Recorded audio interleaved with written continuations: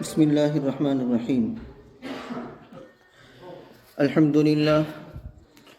للہ نحمده ونستعینه ونستغفره ونعوذ باللہ من شرور انفسنا ومن سیئات اعمالنا من يهده الله فلا مضل له ومن يضلله فلا هادي له ونشهد أن لا إله إلا الله وحده لا شريك له ونشهد أن سيدنا ومولانا محمدا عبده ورسوله صلى الله عليه وعلى آله وأصحابه وبارك وسلم تسليما كثيرا أما بعد فأعوذ بالله من الشيطان الرجيم بسم الله الرحمن الرحيم لقد جاءكم رسول من أنفسكم عزيز عليه ما عنتم حريص عليكم بالمؤمنين رؤوف رحيم فإن تولوا فقل حسبي الله لا إله إلا هو عليه توكلت وهو رب العرش العظيم آمنت بالله صدق الله مولانا العظيم وصدق رسوله النبي الكريم ونحن على ذلك لمن الشاهدين والشاكرين والحمد لله رب العالمين. قابل احترام بزرگ اور عزیز دوستو، سورہ توبہ کی آخری دو آیتیں پڑھی گئی ہے، 128 اور 129. ان آیتوں پر سورہ توبہ ختم ہو رہی ہے. پہلے ان دو آیتوں کے متعلق ہم سمجھ لیتے ہیں اور اس کے بعد ان دو آیتوں میں جو مضمون ہے اس کو سمجھتے ہیں. حضرت ابی بن کعب رضی اللہ تعالیٰ عنہ کے قول کے مطابق وہ یوں فرماتے ہیں کہ یہ آخری آیتیں ہیں جو نازل ہونے والی ہیں. ان آیتوں کے بعد آپ پر کوئی آیت نازل نہیں ہوئی. اور ابن عباس رضی اللہ تعالیٰ عنہما کا بھی یہی قول ہے. لیکن کئی ایک اقوال ہے کہ کون سی آخری آیت ہے قرآن کریم کی. مشہور قول سورہ بقرہ کے اندر جو آیت ہے وَاتَّقُوا يَوْمًا تُرْجَعُونَ فِيهِ إِلَى اللَّهِ ثُمَّ تُوَفَّى كُلُّ نَفْسٍ مَا كَسَبَتْ وَهُمْ لَا يُظْلَمُونَ، کہ ڈرو تم اس دن سے جس میں تم لوٹائے جاؤ گے اللہ تبارک و تعالیٰ کی طرف. یعنی جہاں دین اور سود کے متعلق گفتگو ہو رہی ہے وہاں رکوع کے ختم پر جو آیت ہے وہ سب سے آخر میں نازل ہونے والی آیت ہے. کچھ حضرات یہ کہتے ہیں کہ سورہ نساء کی آخری آیت یستفتونک قل اللہ یفتیکم فی الکلالہ، کلالہ کے بارے میں یعنی میراث کے بارے میں جو آیت ہے وہ سب سے آخر میں نازل ہونے والی ہے. تو کئی ایک اقوال ہے آخری آیت کے نازل ہونے کے بارے میں. کچھ حضرات نے یہ کہا، کچھ حضرات نے وہ کہا. کچھ حضرات نے ان آیتوں کے درمیان تطبیق دی ہے کہ آخری آیت نازل ہونے والی میراث کے اعتبار سے یستفتونک قل اللہ یفتیکم فی الکلالہ ہے، یعنی درجہ بندی کر دی کہ میراث کے اعتبار سے نازل ہونے والی آخری آیت یہ یستفتونک جو سورہ نساء کی آخری آیت ہے، اور دین اور سود کے باب میں یعنی دین اور سود سے تعلق رکھنے والی آخری آیت واتقوا یوما ترجعون فیہ الی اللہ ہے، اور رسول اللہ صلی اللہ علیہ وسلم کے اوصاف بیان کیے جانے سے تعلق رکھنے والی آخری آیت یہ ہے. اس طرح تطبیق دی ہے. لیکن کچھ جگہوں پر یہ تطبیق کام نہیں دیتی. تو ظاہر بات ہے کہ اس سلسلے میں ابو بکر ابن الطیب الباقلانی انہوں نے اپنی کتاب الانتصار میں یہ فرمایا کہ هذه الاقوال ليس فيها شيء مرفوع الى النبي صلی اللہ علیہ وسلم، یعنی یہ اقوال جو ہیں آخری آیت کے نازل ہونے کے متعلق ان اقوال میں سے کوئی قول بھی نبی کریم صلی اللہ علیہ وسلم تک پہنچنا نہیں ہے، یعنی مرفوع روایت سے ثابت نہیں ہے.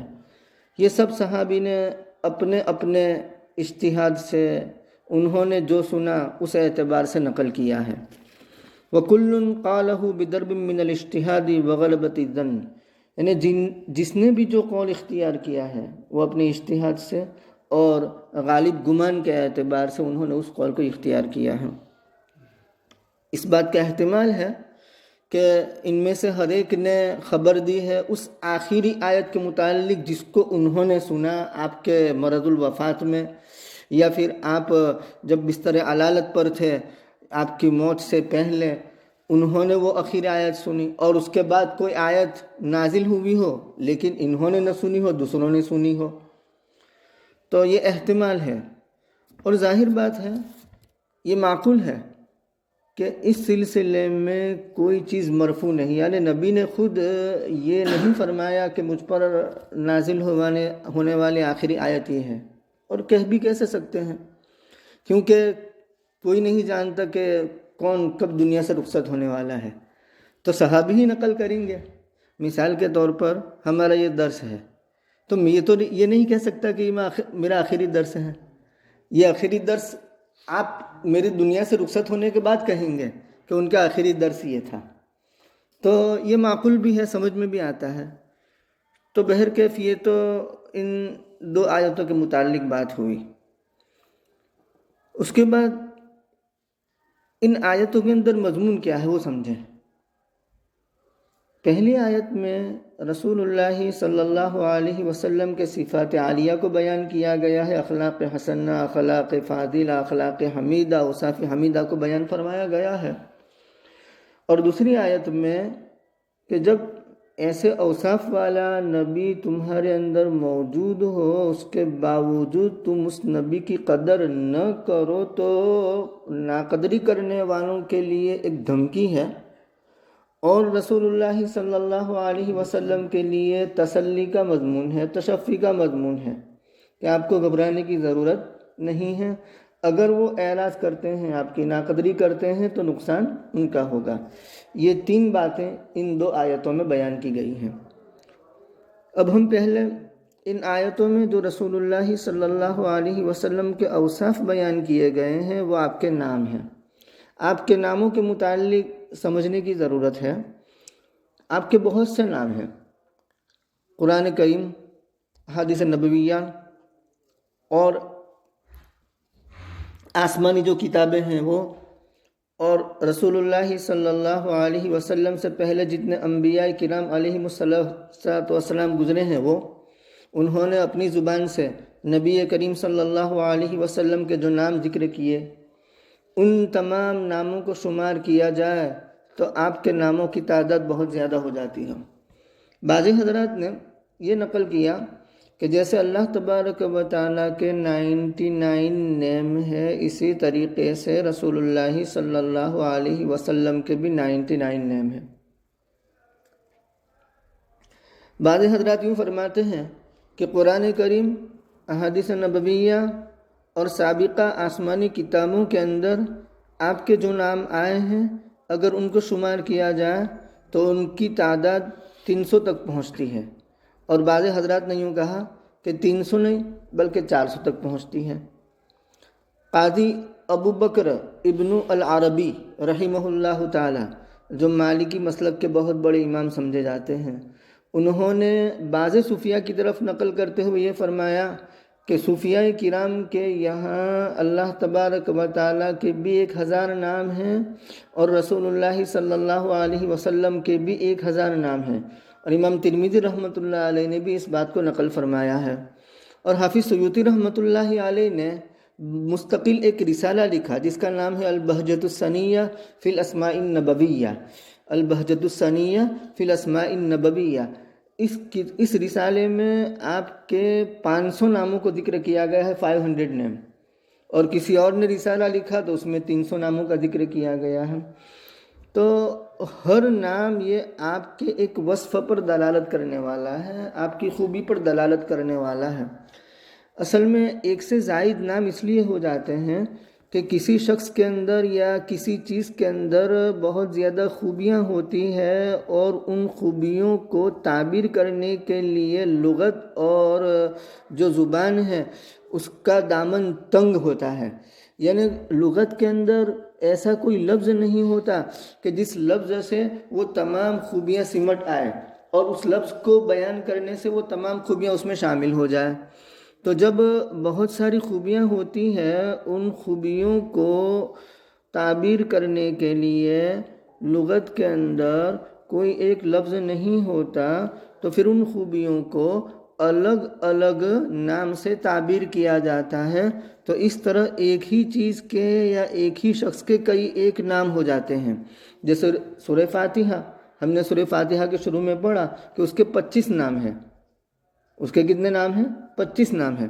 اور وہ 25 نام کیسے ہیں؟ تو کہا کہ سورہ فاتحہ کے اندر جو خوبی ہے، ان خوبیوں کے اعتبار سے وہ 25 نام ہے۔ کوئی ایک لفظ ایسا نہیں ہے کہ جو ان تمام خوبیوں کو سمیٹ لے اور کوئی ایک نام سے ان کو تعبیر کیا جائے، لہذا اس کے الگ الگ نام ہو گئے۔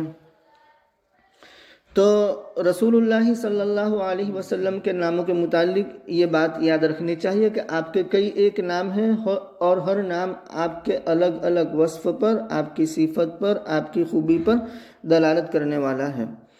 یہاں اللہ تبارک و تعالی فرماتے ہیں لَقَدْ جَاءَكُمْ رَسُولٌ مِّنْ أَنفُسِكُمْ، البتہ تحقیق کے تمہارے پاس رسول آیا تم ہی میں سے، من انفسکم۔ اس کے 3 مطلب ہے۔ من انفسکم، پہلا مطلب یہ ہے کہ تمہاری جنس سے، یعنی خلاف جنس نہیں ہے، بشر ہی میں سے ہیں، انسانوں میں ہی سے ہیں، جن میں سے نہیں آیا، فرشتوں میں سے نہیں آیا۔ اگر خلاف جنس سے آتا تو انسانوں کے لیے وہ فرشتے کی صورت میں یا جن کی صورت میں جو نبی آیا ہے اس سے استفادہ کرنا، اس سے فائدہ اٹھانا، اس کی باتوں کو سمجھنا مشکل ہو جاتا۔ نمبر 2، من انفسکم کا مطلب یہ ہے کہ اہل عرب میں سے، یعنی عجم میں سے نہیں آیا، انہی کی زبان بولنے والا۔ وَمَا أَرْسَلْنَا مِن رَّسُولٍ إِلَّا بِلِسَانِ قَوْمِهِ لِيُبَيِّنَ لَهُمْ، ہم نے جو بھی رسول بھیجا تو اپنی قوم کی زبان کو لے کر کے بھیجا تاکہ وہ رسول ان کے سامنے شریعت کے احکام کو واضح طور پر بیان کر سکے۔ تو اہل عرب میں سے، یعنی عربوں میں سے، ان کی زبان بولنے والا، اگر اجمیوں میں سے ہوتا، ان کی زبان بولنے والا نہ ہوتا، تب بھی ان کے لیے، یعنی جن میں وہ بھیجے گئے ہیں، ان کے لیے ان سے فائدہ اٹھانا یہ مشکل ہوتا، استفادہ مشکل ہوتا۔ تو کیونکہ مخاطبین اولین عرب ہیں، تو انہی کی زبان لے کر کے نبی کریم صلی اللہ علیہ وسلم مبعوث ہوئے۔ نمبر 3، نسب، یعنی تمہارے نسب میں سے، تمہارے ملنے جلنے والے لوگوں میں سے۔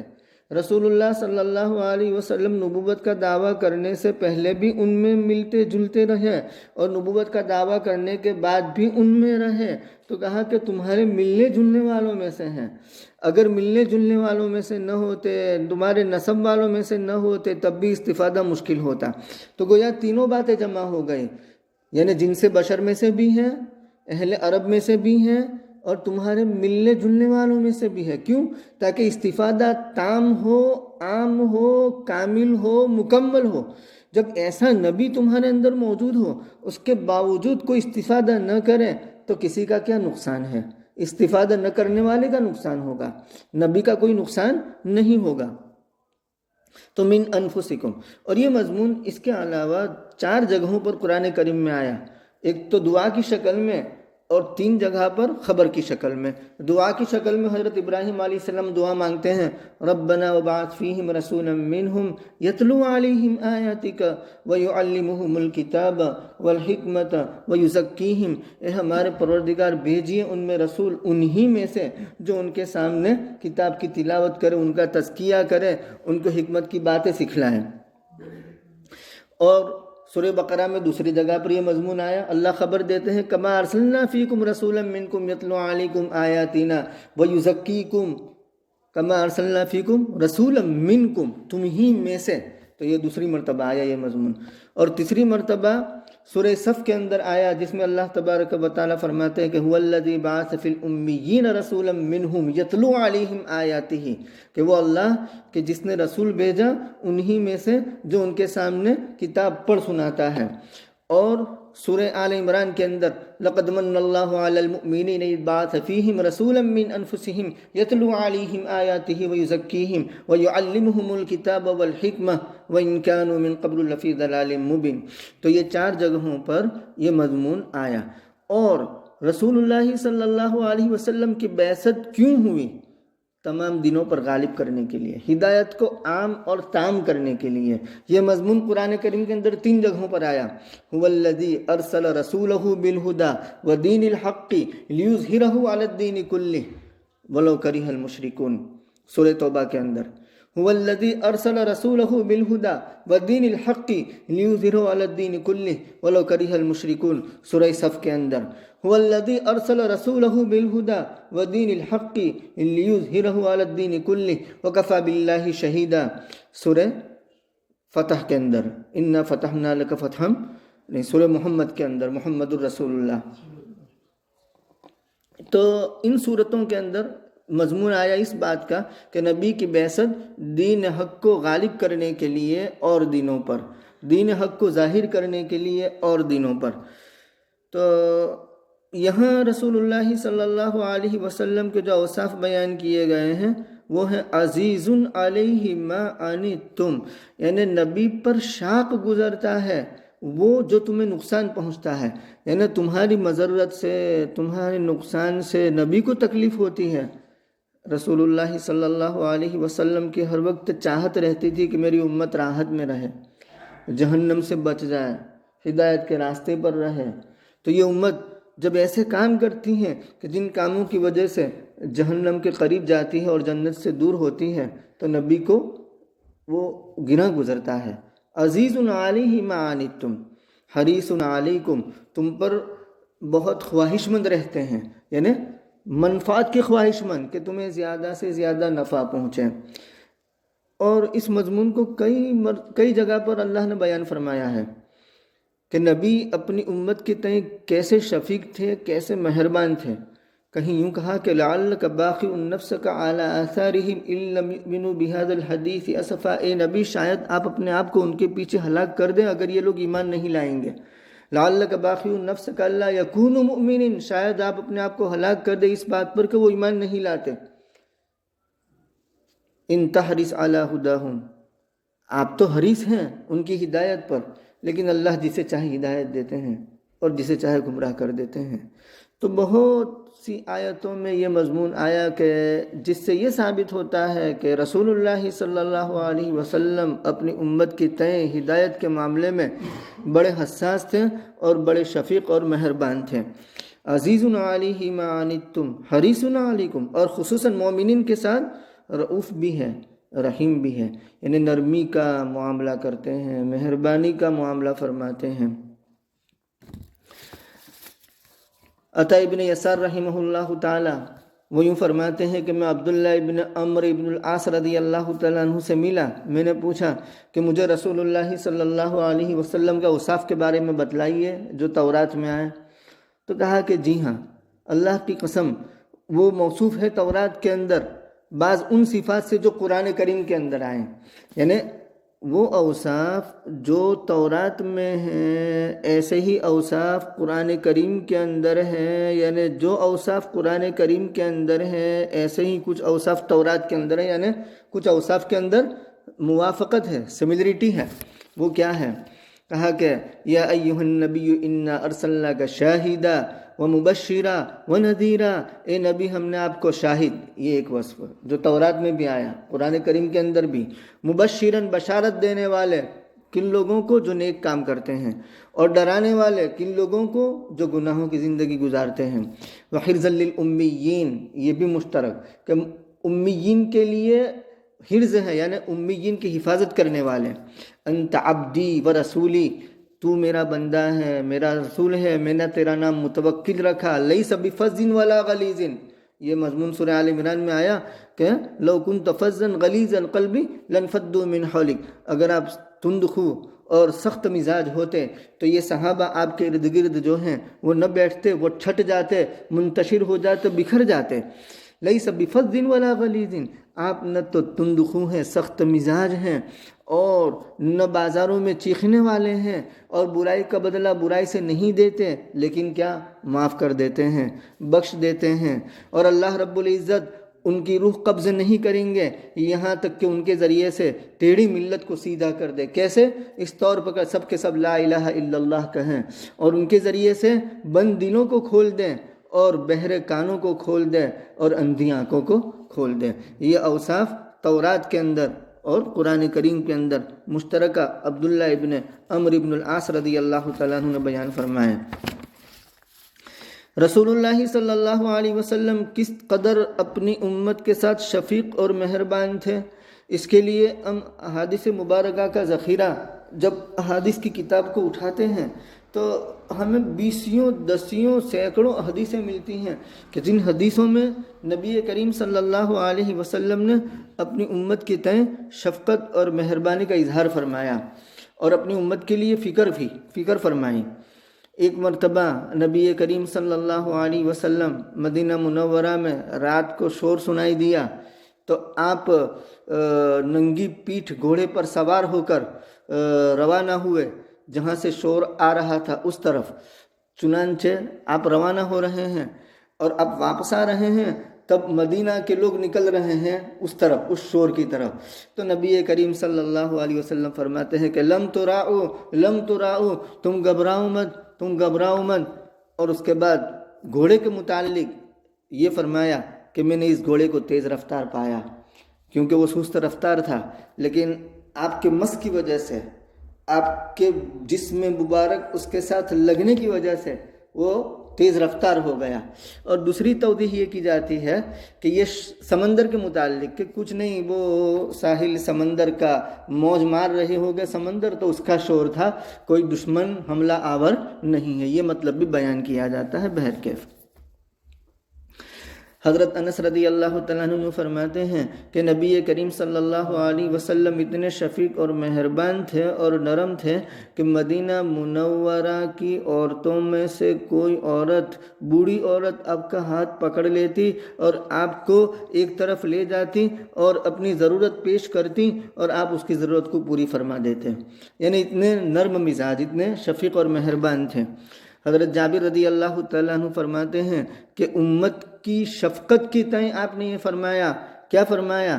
روکا اس بات سے کہ ان ینام الرجل علی سطح لیس بمحجور علیہ، کہ مرد ایسی چھت پر سوئے کہ جس کی مڈیڑ نہ ہو، یعنی جو آڑ بنائی جاتی ہے گرنے سے بچانے کے لیے، تو بغیر آڑ والی چھت پر سونے سے منع فرمایا۔ یہ کیوں؟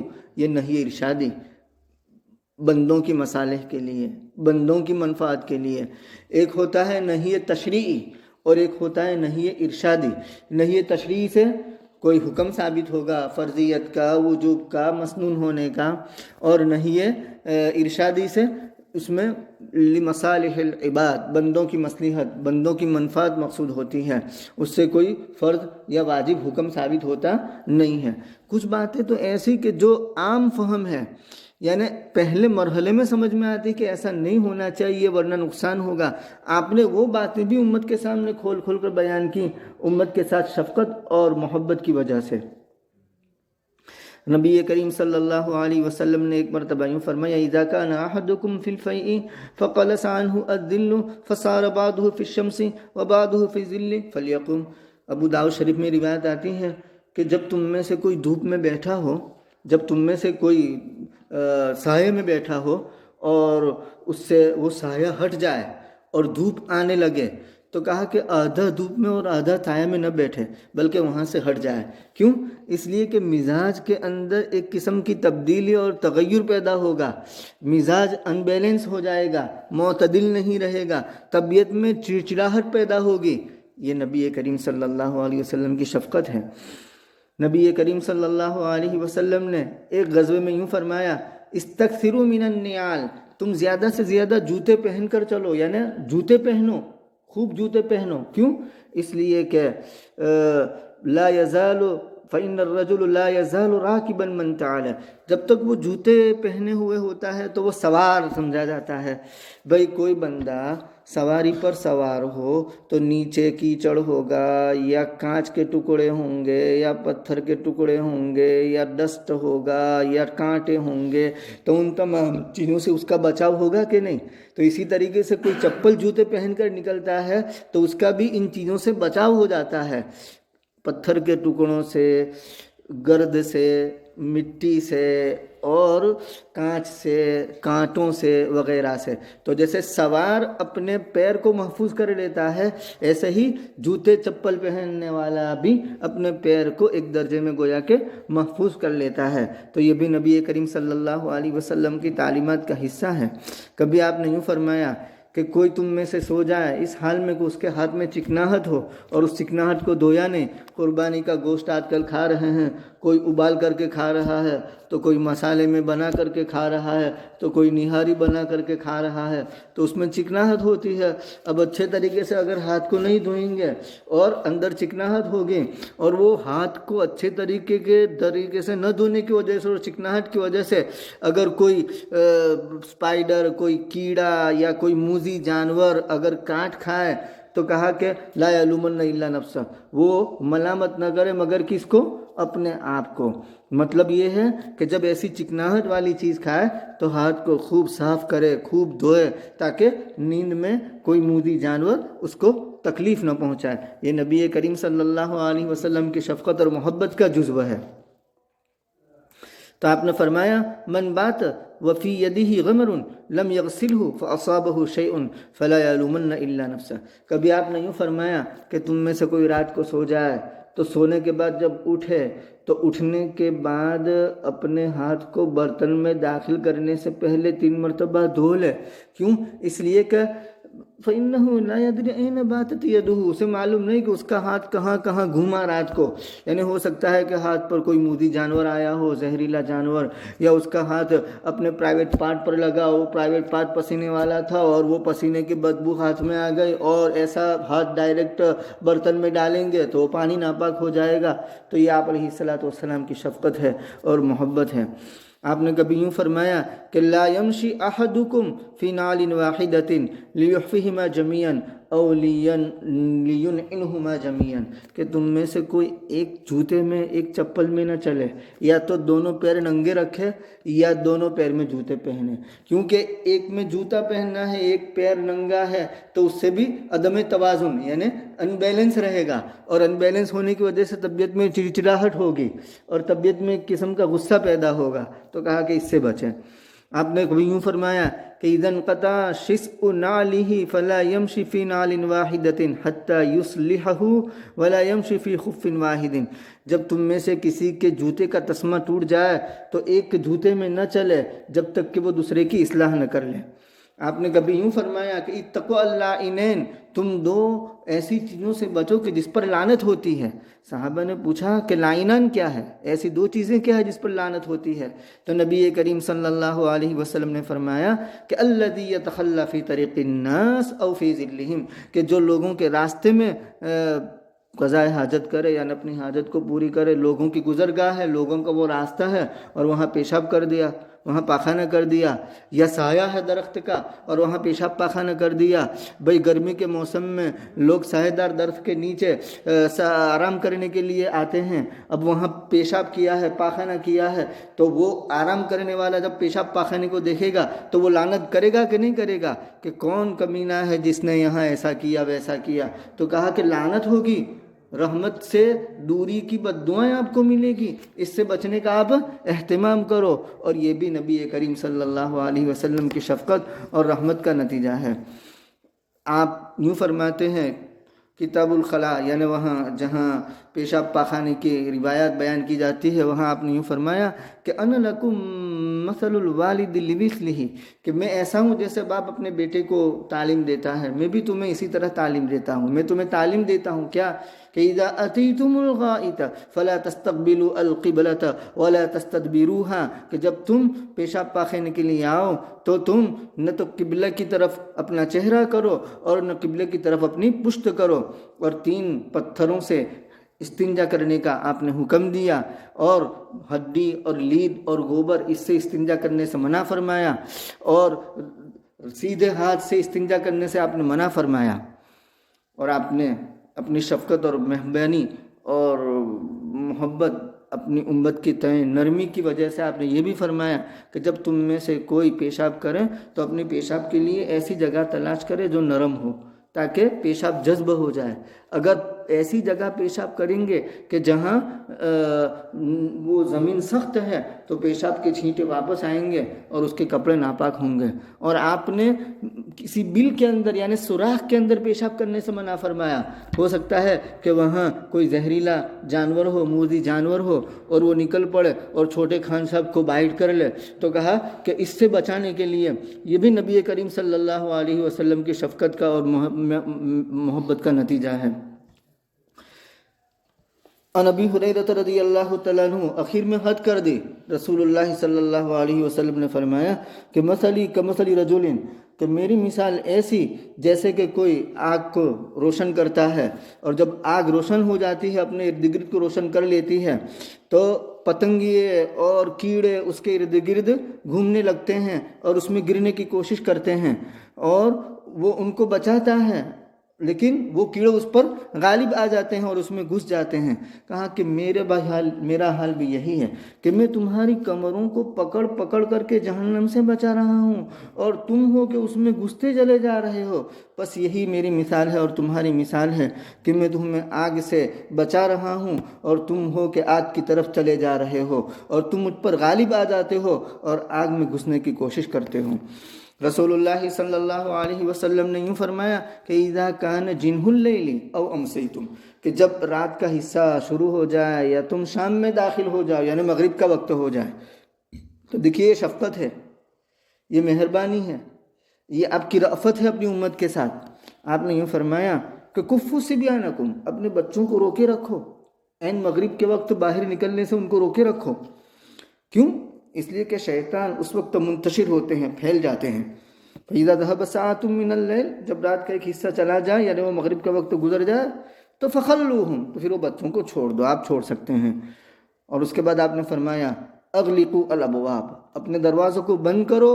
اور بند کرو کیسے؟ وَاذْكُرُوا اسْمَ اللَّهِ، اللہ کا نام لے کر کے بند کرو. اس لیے کہ شیطان بند دروازے کو نہیں کھولتا جس پر اللہ کا نام لیا ہو.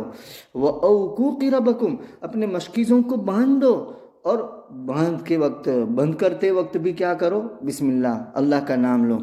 وَأَغْلِقُوا الْأَبْوَابَ وَاذْكُرُوا اسْمَ اللَّهِ وَاذْكُرُوا اسْمَ اللَّهِ وَخَمِّرُوا آنِيَتَكُمْ، اپنے برتنوں کو ڈھانپ دو اور ڈھانپتے وقت کیا کہو؟ بسم اللہ کہو.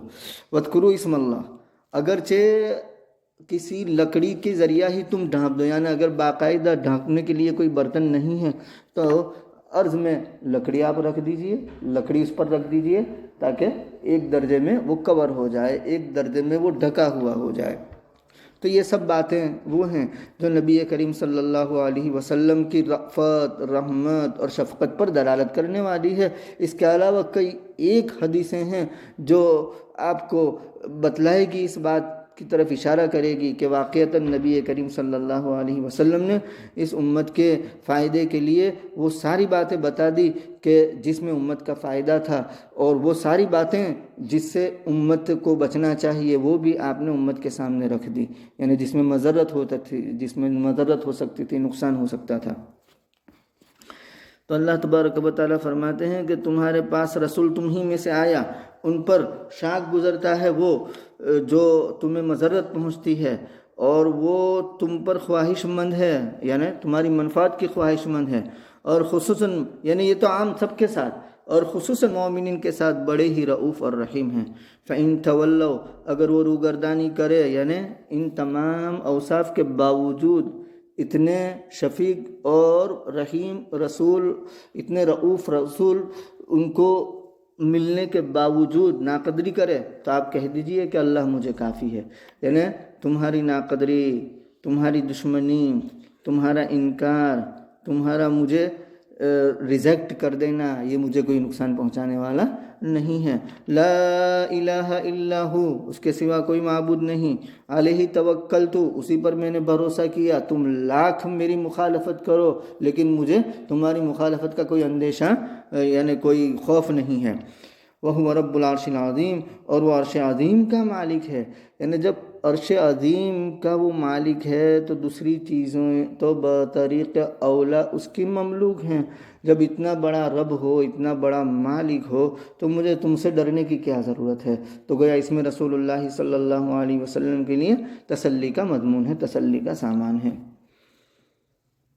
ابو الدرداء رضی اللہ تعالیٰ عنہ فرماتے ہیں کہ جو شخص ان 2 صورتوں کو یعنی ان 2 آیتوں کو صبح شام 2 مرتبہ 7 مرتبہ پڑھ لے تو اس کے کاموں میں آسانی ہو جاتی ہے۔ صبح شام ان دونوں آیتوں کو 7 مرتبہ پڑھ لے تو اللہ رب العزت اس کے کاموں میں آسانی پیدا فرماتے ہیں۔ اللہ رب العزت ہمیں نبی رحمت کی قدردانی کرنے کی توفیق عطا فرماوے، ان کے سنتوں کا اتباع کرنے کی توفیق عطا فرماوے۔ وآخر دعوانا الحمدللہ رب العالمین۔